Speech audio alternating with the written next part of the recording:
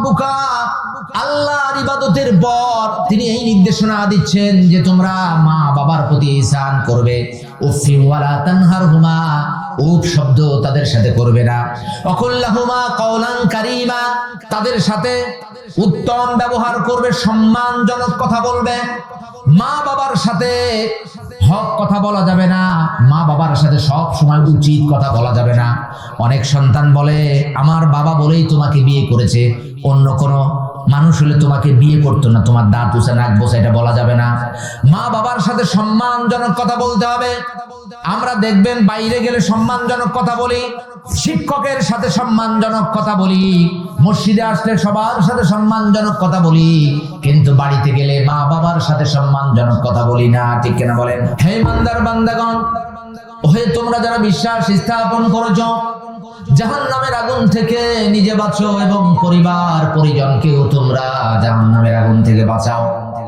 আমাদের দেশে যখন ঘূর্ণিঝড় হয়, ভূমিকম্প হয়, আয়লা হয়, লায়লা হয়, নার্গিস বিজলি হয়, তখন আমরা সেই এলাকায় দৌড়ে যাই, বিভিন্ন ধরনের ত্রাণ নিয়ে যাই, বিস্কুট নিয়ে যাই, টিন নিয়ে যাই, মানুষকে বাড়ি ঘর দরজা করে দেওয়ার জন্য। শায়েখ আহমদুল্লাহ সহ অনেকেই সেখানে দৌড়ে যান। বিদেশ থেকে টিন আসে, নানা ধরনের ত্রাণ সামগ্রী আসে। আমরা খবরে চোখ রাখি, এই এলাকায় বন্যা হয়ে কি হলো, কিভাবে তাদেরকে বাঁচানো যায়।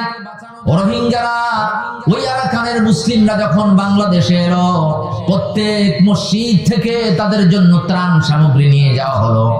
কিন্তু আপনি একবার চিন্তা করে দেখেন, আপনার ঘরের ভিতরে এমন লোক আছে যারা জাহান্নামের যাত্রী হয়ে আছে। আপনার মেয়ে পর্দা করে না, আপনার স্ত্রী পর্দা করে না, আপনার বোন পর্দা করে না, আপনার মেয়ে 5 ওয়াক্ত সালাত আদায় করে না, আপনার স্ত্রী 5 ওয়াক্ত সালাত আদায় করে না। এবার আপনি বলেন তো, যে ব্যক্তি ওই আইলা লাইলার ভিতরে আছে, তার চাইতে আপনার মা, আপনার বোন, আমার মা, আমার বোন, আপনার স্ত্রী, আমার স্ত্রী আরো তার সমস্যার ভিতরে আছে কিনা? সমস্যা আছে কিনা? তাদেরকে উদ্ধার করা আগে জরুরি না রোহিঙ্গাদের উদ্ধার করা আগে জরুরি? কাদের উদ্ধার করবেন? তাদেরকে আগে উদ্ধার করতে হবে। আমার বোন জাহান্নামের দিকে চলে যাচ্ছে, আমার মা জাহান্নামের দিকে চলে যাচ্ছে, আমার খবর নাই। এজন্য আপনাকে আমাকে কিভাবে পরিবারকে ইসলামীকরণ করা যায়, পরিবারকে কিভাবে কোরআনের ছায়ায় আনা যায়, কিভাবে ইসলামের ছায়া তলে আনা যায়, জানা দরকার আছে না নাই? সবাই বলেন, জানা দরকার আছে না নাই? একটু কথা বলতে হবে। কথা বললে আপনাদের ঘুমটা কেটে যাবে। আপনাদের শীত লাগছে না? শীত লাগছে কিনা? আপনারা যারা ছোট ছিলেন, ছোটকালে আপনারা যাত্রা দেখতে গেছেন কারা কারা? একটু হাত তোলেন তো। আমিও কিন্তু যাত্রা দেখেছি। আচ্ছা, সবাই যাত্রা দেখছেন না?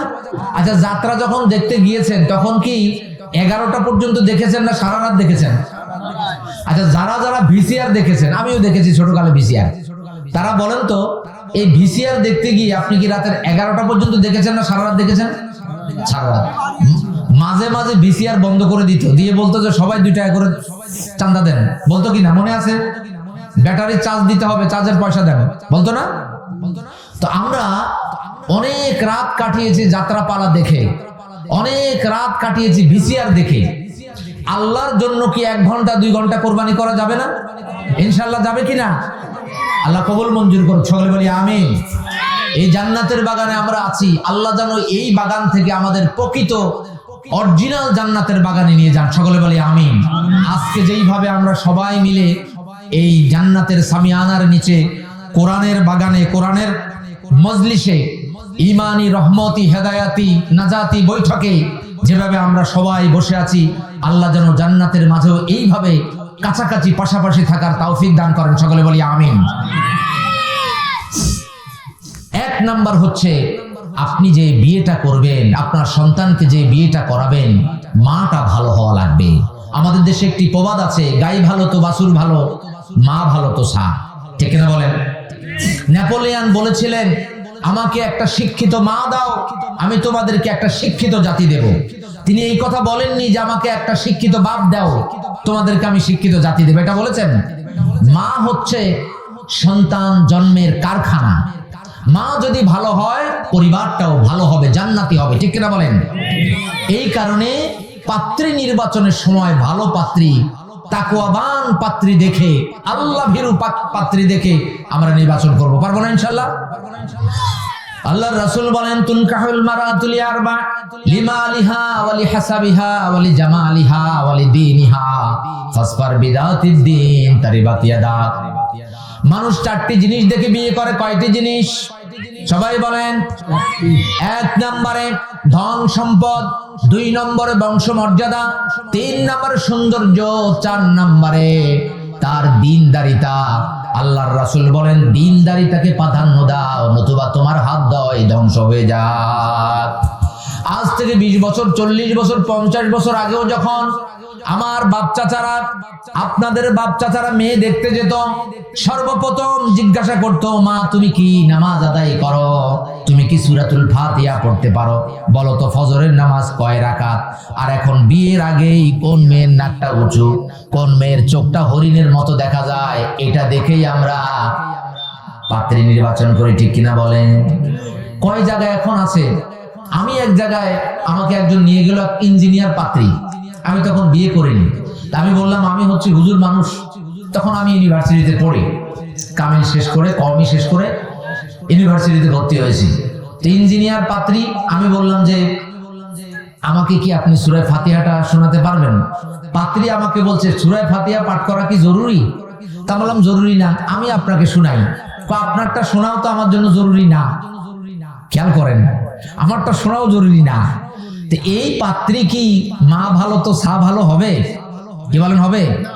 ভালো একটা পাত্রী দেখেন, ভালো পাত্রী থেকে কি আসে একটা উদাহরণ দিব, বেশি উদাহরণ দেব না, রাত অনেক হয়েছে। আপনারা একটা গল্প শোনেন, ওমর রাদিয়াল্লাহু আনহু তিনি রাতে হাঁটতে বের হলেন। বের হয়ে তিনি মা মেয়ের আলাপচারিতা শুনলেন। মা বলছে দুধের সাথে পানি মিলাও, মেয়ে বলছে যে ওমর রাদিয়াল্লাহু তাআলা নিষেধ করেছেন। এবার মা বলছে এখানে তো ওমর নেই, মেয়ে বলছে ওমর না থাকুক, তার আল্লাহ তো আছে। সুবহানাল্লাহ বলেন। এটা ওমর রাদিয়াল্লাহু তাআলা শুনলেন, শুনে তিনি চিহ্ন দিয়ে এলেন। পরের দিন সকালে সৈন্য পাঠিয়ে দিলেন যে অমুক পাড়া, এই মনে করেন খড়িঞ্চি গ্রামের পূর্ব পাড়া, অমুক জায়গা আমি একটা চিহ্ন গেড়ে এসেছি, ওই জায়গার মা মেয়েকে একটু হাজির করো। তারা তো ভয়ে ভয়ে হাজির হয়ে গেল। ওমর রাদিয়াল্লাহু তাআলা বললেন, রাতে তোমরা এমন আলোচনা করছিলে, এমন কথা বলছিলে, মা মেয়ে দুইজন ঘাবড়ে গেলেন।